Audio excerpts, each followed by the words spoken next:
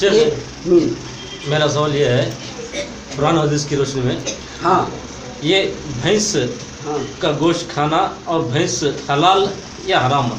قرآن حدیث کی روشنی میں اس کا جواب چاہیے. والقلم وما يسطرون ما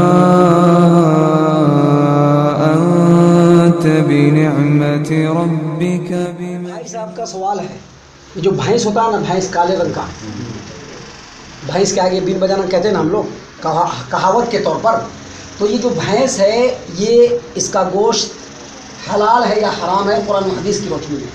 دراصل ان کے سوال کی میں اور تھوڑا سا وضاحت کر دوں.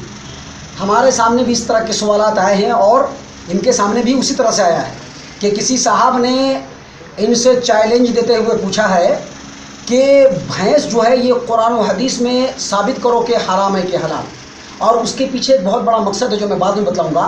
پہلے میں آپ کو اس سوال کا جواب دیتا ہوں بالکل قرآن و حدیث کی روشنی میں. کلام پاک یہاں موجود ہے اور ہماری اس بات کو جو بھی سن رہے ہو، عربی زبان کے جو واقف ہوں وہ بھی، ہماری میں جو قرآن کی آیت پیش کر رہا ہوں اس کو ذرا غور سے سنیے گا اور اس کا معنی ایک دم صحیح طریقے سے غور و فکر اور تدبر کیجیے گا.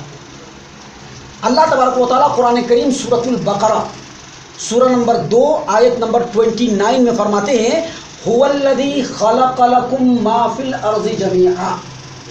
هو الذی خلق لکم ما فی الارض جمیعا. وہی وہ رب ہے اے لوگو جس نے زمین کی تمام چیزوں کو تمہارے لیے پیدا کیا.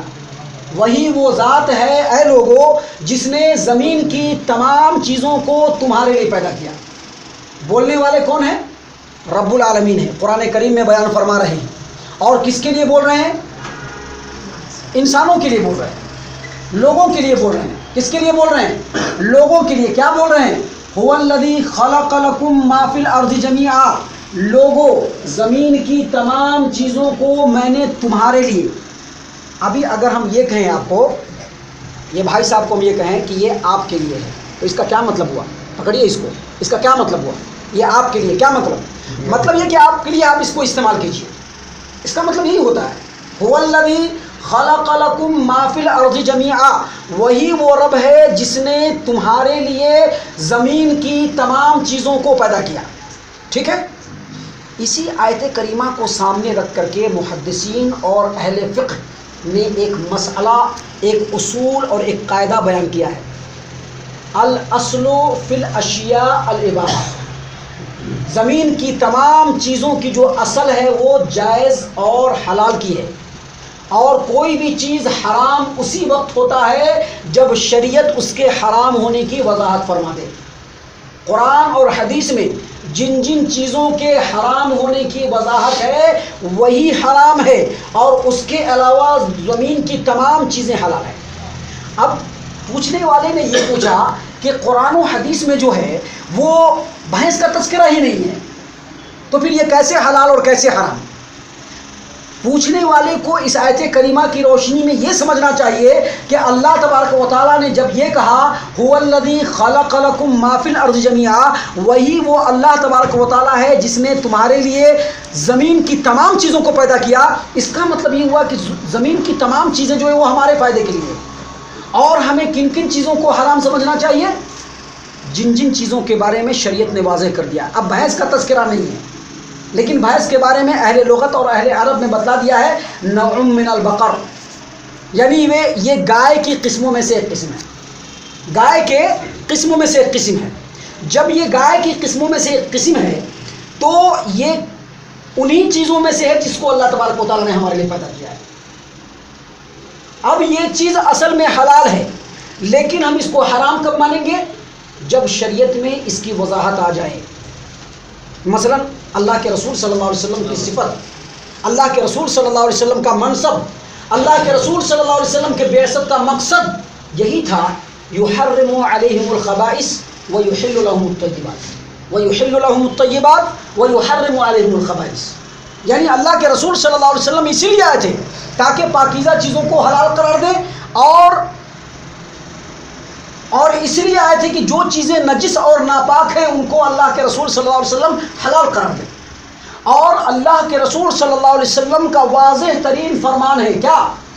الحلال ما احل اللہ فی کتابہ، حلال وہ ہے جس کو رب العالمین نے اپنے کتاب میں حلال قرار دیا ہے، والحرام ما حرم اللہ فی کتابہ، اور حرام وہ ہے جس کے حرام ہونے کی وضاحت اللہ تبارک و تعالیٰ نے اپنی کتاب میں فرما دی ہے، وما سکت عنہ، اور جس سے رب العالمین خاموش ہے تو وہ قابل معافی ہے، یعنی اس کو استعمال کر سکتے ہو، وہ حلال ہے۔ اب اللہ کے رسول صلی اللہ علیہ وسلم کے فرمان کو آپ اٹھا کر کے دیکھیے، قرآن کریم کو اٹھا کر کے دیکھیے، ایک ایک ایسی چیز جس کو اللہ تبارک و تعالیٰ نے حرام قرار دیا ہے سب کا ذکر موجود ہے۔ اللہ کے رسول صلی اللہ علیہ وسلم نے واضح طور پر کہہ دیا کہ تمام کے تمام چڑیا اور پرندے جو ہے وہ حلال ہے، لیکن وہ پرندہ حرام ہے جو اپنے چنگل سے نوچ کر کے کھائے۔ اللہ کے رسول صلی اللہ علیہ وسلم کا واضح ترین فرمان ہے کہ تمام کے تمام پرندے حلال ہیں، صرف وہ پرندہ حرام ہے جو پرندہ اپنے اس چنگل سے نوچ کر کے کھاتا ہے۔ اور پھر نبی صلی اللہ علیہ وسلم نے بھی فرمایا کہ ہر وہ درندہ جو اپنے اس دانت سے، جو کیچلی والا دانت ہوتا ہے بڑا، اس دانت سے پھاڑ کر کے کسی کو کھائے، وہ تمام کے تمام درندے حرام ہیں۔ تو جو چیزیں حرام ہیں اس کی وضاحت ہو گئی ہے، اور جو چیزیں حلال ہے اس کے بارے میں اللہ کے رسول صلی اللہ علیہ وسلم کے اوپر نازل ہونے والے کلام پاک میں اللہ تبارک و تعالیٰ نے واضح طور پر فرما دیا، هو الذی خلق لکم ما فی الارض جميعا، وہی وہ اللہ تبارک و تعالیٰ ہے جس نے زمین کی تمام چیزوں کو تمہارے لیے پیدا کیا۔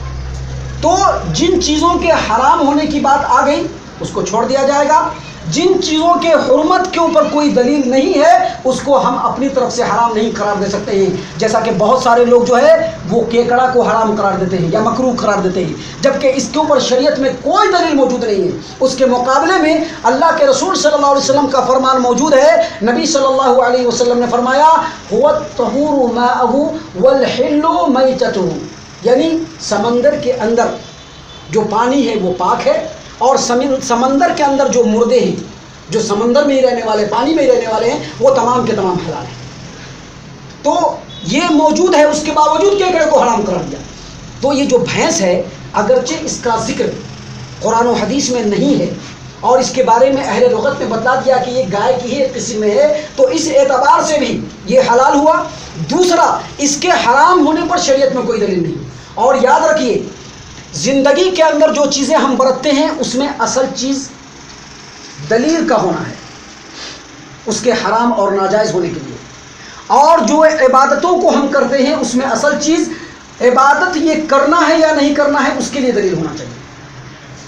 یعنی زندگی جو ہم گزارتے ہیں اس میں اگر کسی چیز کے حرام ہونے کی دلیل موجود ہے تو وہ چیز حرام ہے، اور اگر کوئی عبادت ہم کرتے ہیں اور اگر اس کے بارے میں شریعت نے بتلا دیا کہ ایسا کرنا ہے تو کرنا ہے، اگر شریعت نے نہیں بتلایا تو پھر ہم اپنی طرف سے نہیں کر سکتے ہیں۔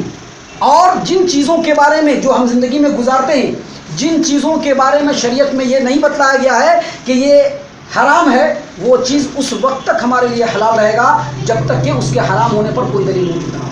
ابھی دنیا کے اندر اتنے سارے مخلوقات ہیں، کیا ہم ان کو جانتے ہیں؟ ہم نہیں جانتے، تو کیا مطلب؟ اللہ تبارک و تعالیٰ کا علم نہیں ہے؟